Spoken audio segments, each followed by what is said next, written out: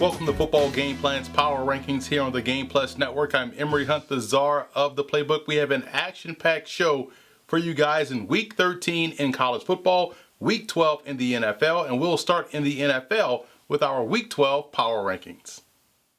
The Cincinnati Bengals are still at number 32 on our list. Again, I didn't think this team would be this bad this season, and despite their 0-10 record, I still feel as though there are some seeds of success that they can build upon. I thought they played a great game against the Oakland Raiders, but again, you can't turn the football over if you're a rookie quarterback in Ryan Finley.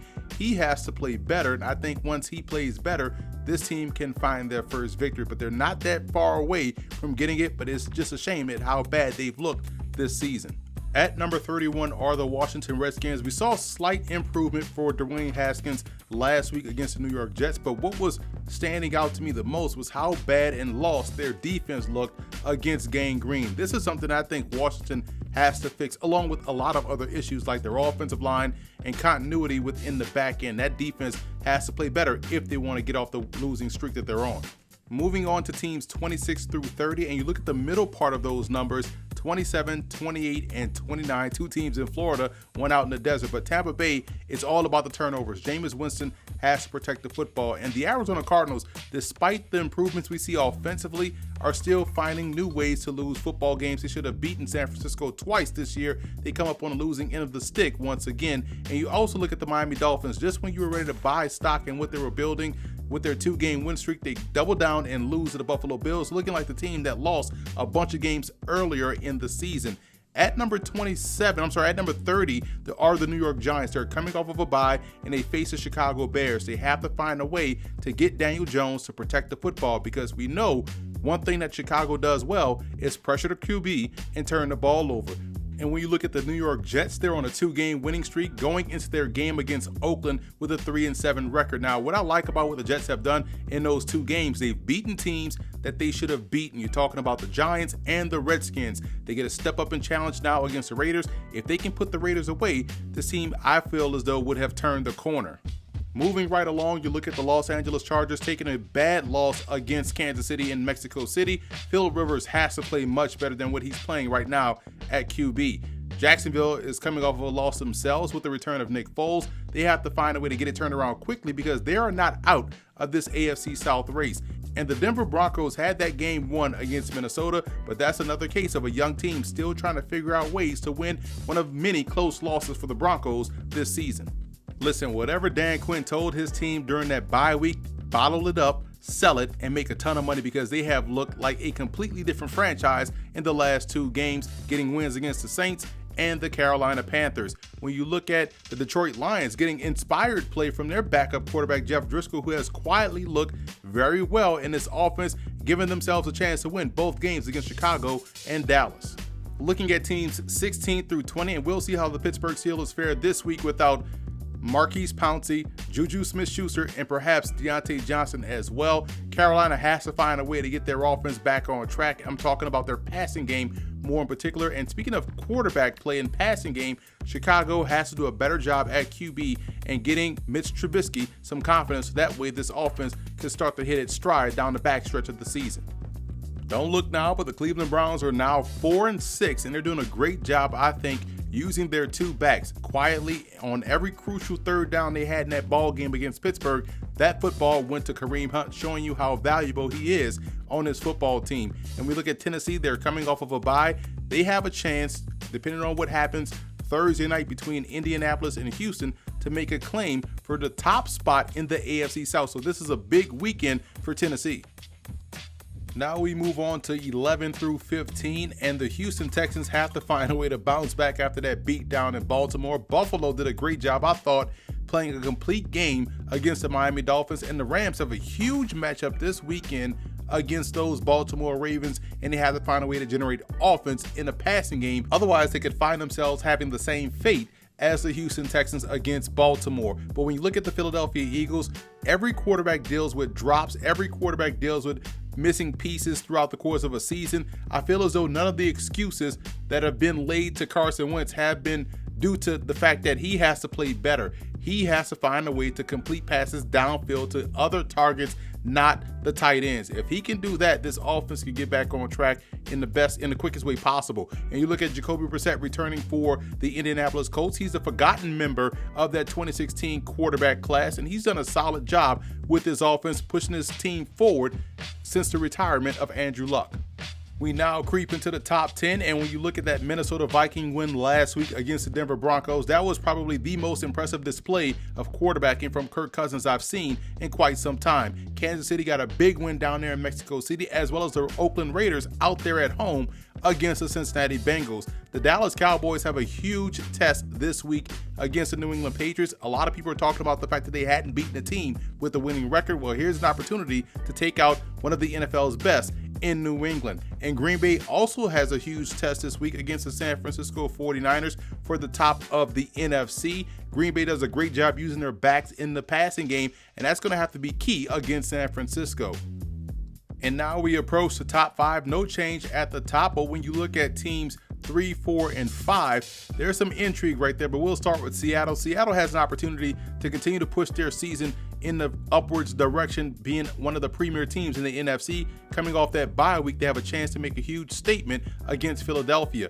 New England does a great job of playing defense, but their offense really has to get it into gear. And the New Orleans Saints, quite honestly, when you look at what they've done well, play great defense, but their offense still has something missing from it. I think it's the explosive element that we have grown to see, know, and love coming from that Sean Payton offense. And the Baltimore Ravens are playing their best football I've seen in quite some time. They're the best offense. Right now, they're approaching the best defense with the additions that they've made on that side of the football. They're playing great special teams. They are the most complete team in the NFL, and the way they're beating these football teams that they're facing definitely echoes that point.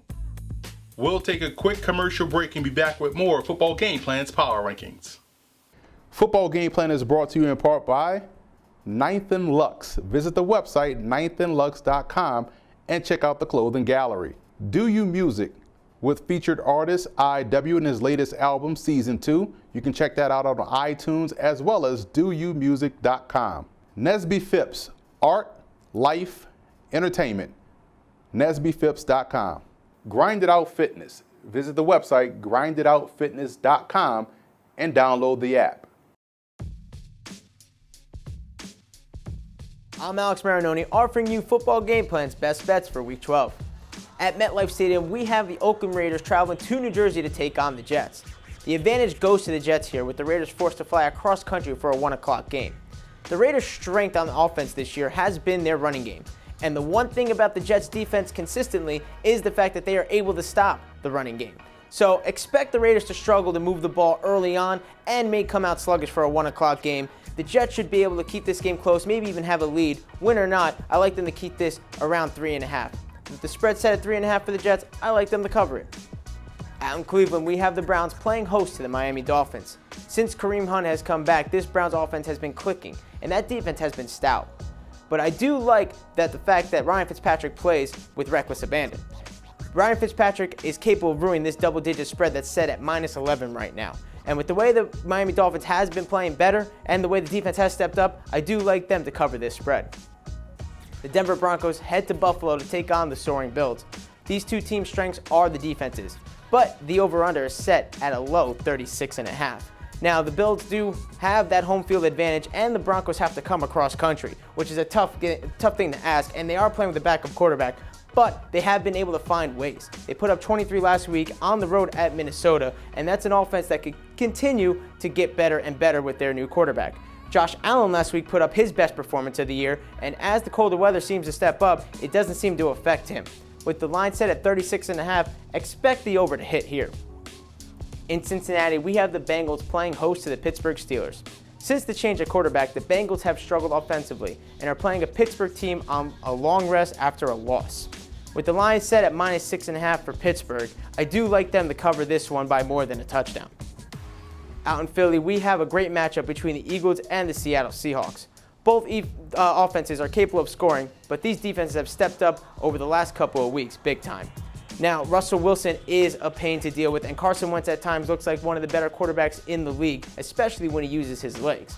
But in a colder weather, in a colder climate, I expect these two teams to control the ball and to play defense first. Seeing the over-under set at 48, I like both defenses to keep the score low. Take the under. In New Orleans, we have a crucial NFC South battle between the Carolina Panthers and the New Orleans Saints. This could be make or break for the Panthers season, and unfortunately they've been playing their worst football. Kyle Allen started the year as a rookie sensation, where he didn't turn the ball over once over the first 6 weeks of the season. Since their bye week, he's turned the ball over 9 times in the last 4 games. With that being put on against the Saints defense, and of course with the way the Saints have been clicking offensively, this does not bode well for the Carolina Panthers, especially on the road. The line is set at -9.5 for the Saints. I like them to cover this one. Emory Hunt, the czar of the playbook, jumping back into this best bets segment to give you some of the FCS best bets of the weekend. Now, the football championship subdivision will wrap up its regular season this weekend with some pivotal games that could determine whether or not certain teams get into the playoffs. So let's start in the Patriot League, where Holy Cross is looking to clinch the Patriot League title and the automatic bid into the FCS playoffs. They are 9-point favorites against Georgetown. I trust Georgetown's defense a little bit more than that 9-point spread, so take the Hoyas and the points. In the nation's capital, Howard hosts Morgan State. The Bears are coming off a very good win against Virginia Lynchburg. Lay all those points with Morgan State. They're playing great football at the back end of the season. Bucknell travels to the Bronx to take on Fordham. Fordham's offense is outstanding. Bucknell has done a great job initially by playing some very good football as of late, but lay those points with Fordham. Trust that passing offense of the Rams.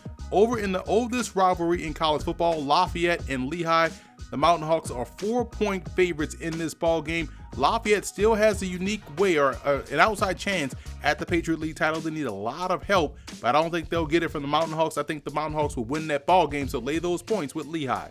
South Carolina State travels to Norfolk State, and I love the way the Bulldogs are playing. They're still in the hunt for the Celebration Bowl appearance. They need some help, obviously, but they have to take care of business against the Spartans. I think they will do that. Lay the 4.5 with South Carolina State. And in the big game of the weekend, Harvard versus Yale, one of the oldest rivalries in college football, one of the more famed rivalries in college football. The Bulldogs play great defense. They're 7-point favorites. Feel comfortable having Yale cover the spread.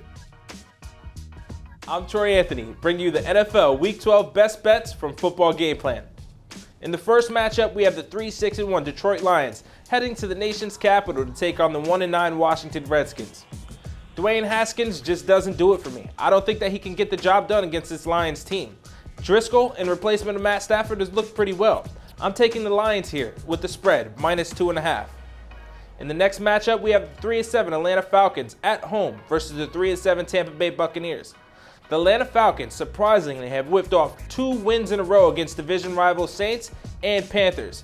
Tampa Bay, Jameis Winston just can't get it out of his own way with all those interceptions. I have to take the Falcons here on the money line at -210. I think they continue to roll. The Tennessee Titans are home against division rival Jacksonville Jaguars. The Titans are at 5-5, still in this divisional race. After replacing Mariota with Tannehill, they've went on a little run here, and I look for that run to continue. So I'm taking the Tennessee Titans on the money line in this one at -175. The New England Patriots are 9-1, as expected. The Dallas Cowboys are 6-4, not as expected. The Dallas Cowboys' 6 wins have come against all teams who are under 500. I don't think that they'll be able to run with New England at home in Foxborough. I like New England at -295 in this one. The spread is at 6.5. That kind of scares me, especially with Dak Prescott kind of putting together an MVP type season. I think you're safer with the money line here than the spread. In the final best bet of the week, we have the Green Bay Packers sitting at 8-2, taking on the 9-1 San Francisco 49ers at Levi Stadium. Jimmy Garoppolo has put together a decent season. Nothing special in my eyes. He's had 2 good games, throwing for 4 touchdowns. And both of those games came against division rival Arizona Cardinals. I don't think he'll be able to keep that up against Green Bay, but I'm not too sure if Green Bay can cover that money line. But I do like them with the +3 on the spread in this one.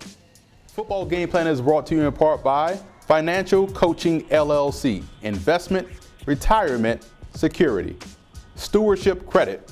Financial growth is in your hands. StewardshipCredit.com.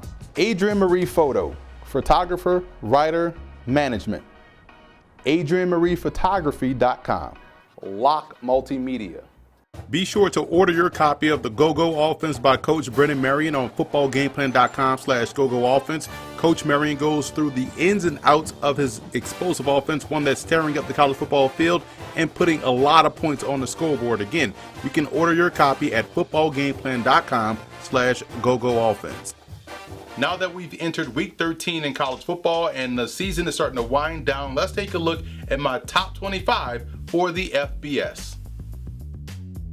We'll start with teams 19 through 25. This has been a very good year in college football, in my opinion. SMU has been the story. They have a huge game this weekend, one that could put them in the AAC title game, so they definitely have to win that one. Iowa plays good, down in, down out, game in, game out, and they're always a factor in the Big Ten. But when you look at the two teams that have just jumped into the rankings, Air Force and Marshall, starting with the Thundering Herd, I was at that game against La Tech last weekend, and I came away highly impressed with how they play defense. Head coach Doc Holliday does a great job in getting his Thundering Herd ready to play. They played a shorthanded Louisiana Tech football team, but they were able to shut those guys down offensively and get the win.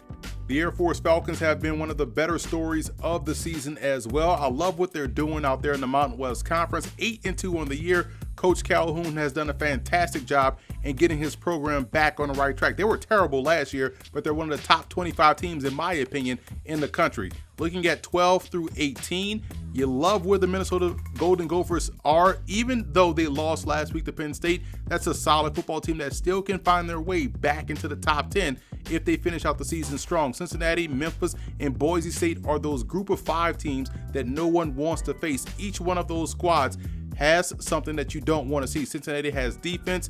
Boise State has a complete team, both offense and defense. Their defense turns the ball over, and Memphis can score with the best of them.